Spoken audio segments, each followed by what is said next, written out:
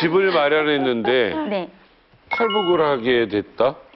네. 그래서 집을 마련해서 참 행복했어요. 사는 데는 아무 문제 없었는데 그때 한창 북한에서 금속 장사나 마약 장사를 가지고 시범으로 해서 총살을 하는 그런 예, 일이 있었어요. 그래서 본격적으로 이렇게 많이 단속이 진행됐거든요. 그래서 감옥에 가게 됐어요. 근데 북한에서 감옥이 제일 힘든 거는요. 교도소 생활보다도 예심 기간이 제일 힘들어요. 그러니까 쉽게 여기를 얘기하면 재판전에. 예, 그 일일이 따지는 게 17일 동안의 감옥에 있었는데 거기에서 10kg를 빠져서 거의 영양실조 상태에서 앞이 안 보이더라고요. 근데 다행히 지인들과 부모님의 도움이 있어서 병보석으로 나오게 됐는데 그 병을 고치고 되면 다시 감옥으로 가야 돼요. 그래서 도저히 갈 수가 없더라고요. 왜냐하면 감옥에 가게 되면 나는 힘들게 10년 동안 내가 군사복무에서 잃은 모든 거를 다 빼앗겨요. 네. 그러니까 조선노동당 당증이라든가 내 명예라든가 모든 걸 다 빼앗기게 되거든요. 그래서 빼앗기기보다는 도망치자. 그래서 탈북하게 됐습니다. 제가 압록강을 건넌 건 8월이었어요. 그때는 장마여서 물이 정말 목까지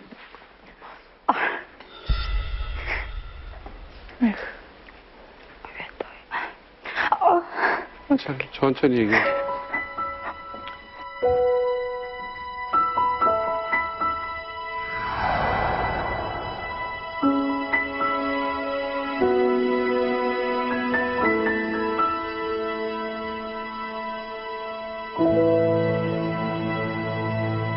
힘들었었나 봐요.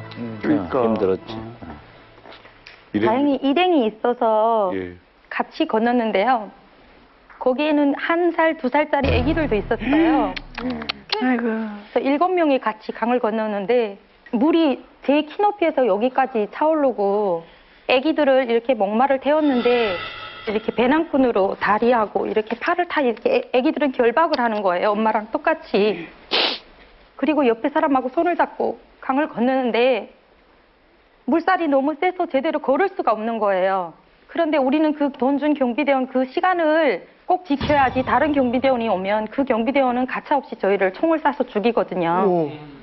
근데 그때는 그런 무서운 생각보다는 아무 생각도 없었던 것 같아요. 제가 압록강을 건너서 새벽 3시에 안식처로 들어갔는데 그 안식처에서 기다리던 브로커분의 아내분이 소리를 지르시는 거예요. 저를 보고. 왜요? 그래서 왜 소리 지르는지 봤더니 그때 탈북할 당시에 제가 미색 바지를 입고 있었어요. 근데 그 바렛돌이 바지가 새빨갛게 피로 적셔져 있는 거예요.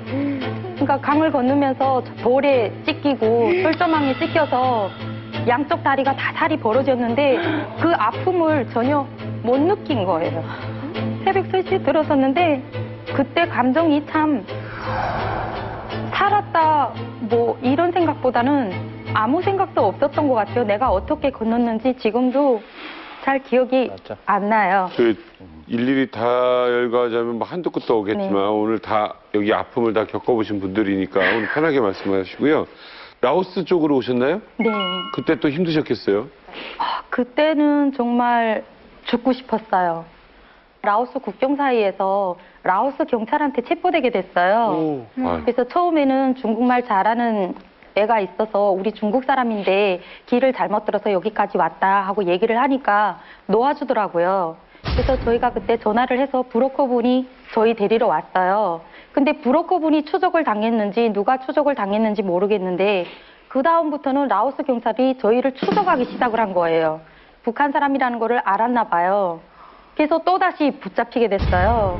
근데 붙잡히게 됐는데 얘기를 하는 과정에 그 중국말을 하는 애가 걔네들이 얘기하는 소리를 듣더니 이 사람들 북한 사람이니까 북한 대사관에 보내야 되지 않나 이런 얘기를 했다고 해요.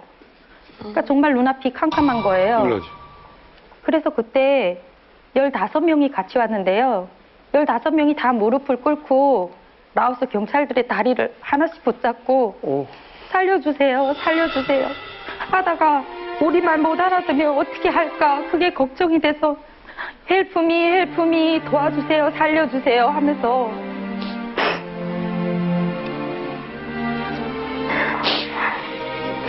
한 살짜리, 2살짜리 애들까지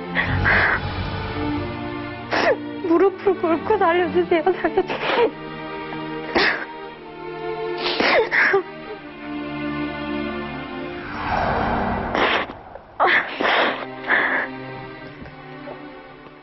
라오스 경찰들도 돈을 좋아하더라고요. 그래서 저희가 다행히 그 어린애들 몸속에 있던 돈은 빼앗기지 않았어요. 그래서 그 애들한테 있는 돈을 주고 다시 나오게 됐는데 그 사람들이 태국에 가는 길까지 알려준대요. 그래서 태국에 가는 길까지 알려준 줄 알고 정말 태국인 줄 알고 산을 넘었는데 산을 넘으니까 미리 중국 그 경비 서는 애들한테 이제 북한 사람들이 넘어가니까 너희가 지키고 있다가 하지 마라 하고 얘기를 한 거예요. 그래서 그때 내려갔는데 오토바이 2대가 달려오는 걸 보고 다 무슨 정신이었는지 모르겠는데 15명이 다 산 아래로 굴렀어요. 애기도 다 같이 안고요. 아이들도요? 1살, 2살짜리까지? 네. 말도 안 된다. 근데 그때는 살아야 되니까 여기에서 이제 내가 떨어지면 죽는다 이런 생각은 전혀 못했어요. 그 상황을 빨리 벗어나야 된다는 생각으로 굴렀는데 다행히도 그때 우리가 굴른 산성송이가 그렇게 높지가 않아서 15명이 다 하나도 다친 데 없이 무사히 모이기는 했어요. 근데 여기가 어딘지를 알아야 찾아를 갈 텐데 갈 수가 없는 거예요. 3일 동안 아무것도 못 먹고 밤에 그냥 15명이 손잡고 꽁꽁 둘러앉아서 그 밀림 속에 모기한테 뜯기면서도 살아야 되니까 또 조금 내려오고 또 조금 내려오고 해서 인가 가까운 데까지 오게 됐어요. 그때 저희가 라오스 경찰에 붙잡혔을 때 잠깐 라오스 감옥에 구류된 적이 있었어요. 근데 감옥 벽에 누군가 한국 대사관 전화번호를 적어놨더라고요. 네. 어우, 나 미치겠다. 근데 그걸 기억하는 분이 한 분이 계셨어요. 저희 일행 속에. 그래서 거기에 전화를 걸었어요. 전화를 걸 때까지는 정말로 여기가 한국 대사관이 맞을까? 우리가 정말 살 수 있을까? 이런 생각이었어요. 근데 전화를 걸었는데 한국말로 여보세요 하는 거예요. 그때는 여보세요 그 한마디에 다 15명이 다 통곡을 했어요. 이제 살았구나. 이제 우리 살 수 있겠구나.